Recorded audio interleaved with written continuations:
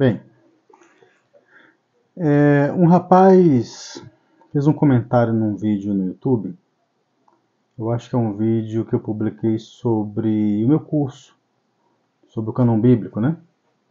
Nós colocamos lá a primeira aula sobre o curso. E ele colocou um comentário neste vídeo falando sobre Hugo de São Vítor, né? Que ele estava lendo de Das Calicon, uma obra magna de Hugo de São Vítor, e que ele ficou muito decepcionado com ele, com o autor, porque ele diz que os deuterocanônicos não fazem parte do cânon, que na opinião dele, os deuterocanônicos, né, não fazem parte do cânon bíblico. Bem, então ele ficou muito desanimado com essa citação e parou até de ler o livro. Bem, o que nós podemos responder quanto a isso? Bem, com certeza, Hugo de São Vítor, lá no Didascalicon, sobre a arte de ler, né? Hugo de São Vítor foi um grande mestre das artes clássicas, né? Um grande teólogo, um grande filósofo, né? E dessa obra dele eu tenho essa edição aqui, tá? Da Edições Quirion, é a edição que eu tenho. E realmente, lá no livro 4º, ele vai falar sobre esse assunto. Essa é uma edição bilíngue, e aqui na minha edição, na página 167, na verdade ele começa a falar isso um pouquinho antes. Essa edição é uma edição bilíngue, então as páginas pares são em latim e as páginas ímpares são em português, né? Então aqui no capítulo 2, no livro 4º, Hugo de São Vítor vai falar sobre as escrituras sagradas, né? Então ele vai falar que a primeira parte chama-se Velho Testamento, né? A segunda parte são os profetas. E depois ele vai falar sobre a terceira parte, que são os escritos, né? Conforme a divisão tripartida da Tanakh, né? A lei, os profetas e os escritos, os outros escritos, enfim. Então, quando ele vai falar dessa terceira parte, ele fala assim: depois vem a terceira parte, que contém 9 livros. O primeiro Jó, o segundo Davi, o terceiro é Masloth, que em grego é Parábolas, e em latim é Provérbios, escrito por Salomão. O quarto é Coleth, que é o Eclesiastes. O quinto é Siracirim, isto é, o Cântico dos Cânticos. O sexto, Daniel. O sétimo, Paralipômeno. O oitavo é o livro de Esdras e o nono, Esther. Sendo assim, os livros do Velho Testamento são ao todo 22. Bem, então aí ele vem falar o seguinte, tá? Além destes, há também alguns outros, como o livro da Sabedoria de Salomão, o livro de Jesus, filho de Siraque, o livro de Judite, o de Tobias, os dos Macabeus, que certamente são lidos, mas não são inseridos no cânon. Então, aqui ele está falando dos que nós católicos chamamos de deuterocanônicos. Bem, reparem o seguinte,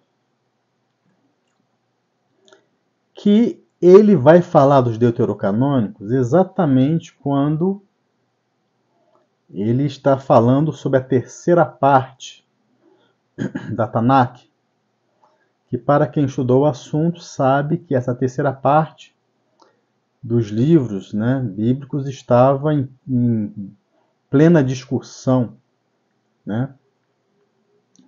Ainda é uma parte que ainda não estava totalmente fechada, né? E que para os judeus foi fechada ali a partir do século I, né, com os judeus de Jame, que foram então tratando de fechar o cânon para os judeus. Bem, se o cânon já estivesse fechado, não precisaria desse esforço, né? É uma questão lógica isso daí. Então ele cita os deuterocanônicos exatamente quando ele está falando da terceira parte, dos outros escritos, que estava em plena discussão, não no tempo de Hugo de São Vito, né? Mas é uma parte que estava em plena formação ainda, né? Até que os judeus vão realmente fechar a sua Tanakh a partir do século I. Bem,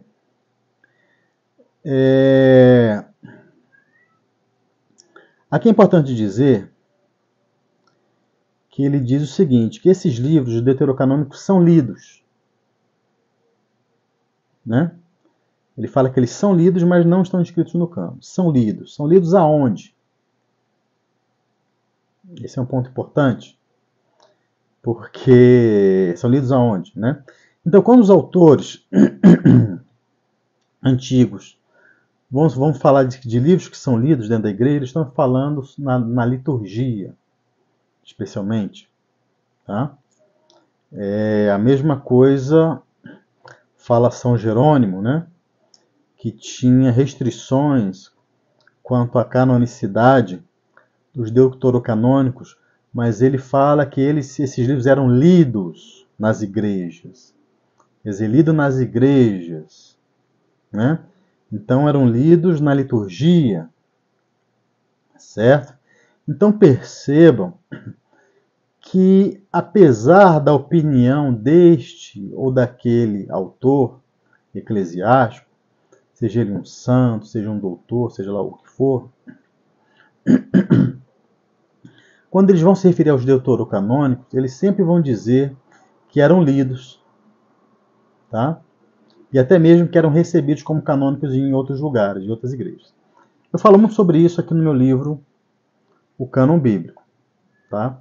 Eu cito vários autores antigos, as listas deles e o que eles pensavam sobre isso. Né? Tem a opinião aqui de São Jerônimo, que ele fala e tudo mais, inclusive. E o próprio Hugo de São Vito. Então existia uma prática na igreja antiga de ler esses livros. Tá? Esses livros estavam na vida da igreja, né? E é por isso que a igreja os recebeu. E é porque, na verdade, os recebeu não, né? Estavam lidos, se eram lidos, ela já tinha os recebido. A diferença é que eles não estavam ainda canonizados. Essa que é a diferença. Tá? Então, quando o rapaz me fez a pergunta, fez o comentário, né? Lá no YouTube, eu até citei o caso da Imaculada Conceição, que é um caso próximo, parecido, né? Porque a Imaculada Conceição, embora não fosse dogma na igreja antiga, a igreja sempre celebrou a sua festa, né? Especialmente no rito romano, certo? Então, a igreja, especialmente o rito romano, o rito tradicional, né? Estava lá a festa da Imaculada Conceição. Era celebrada a Imaculada Conceição, não era dogma ainda. Então percebo que a Imaculada Conceição já estava enraizada na tradição da igreja, especialmente no Ocidente, especialmente na Sé apostólica. Depois a igreja foi discernindo os seus princípios e dogmatizou uma doutrina que fazia parte do seu magistério ordinário universal. Mesma coisa os deuterocanônicos, né? Então, até o tempo de Hugo de São Vito, eles não estavam dogmatizados.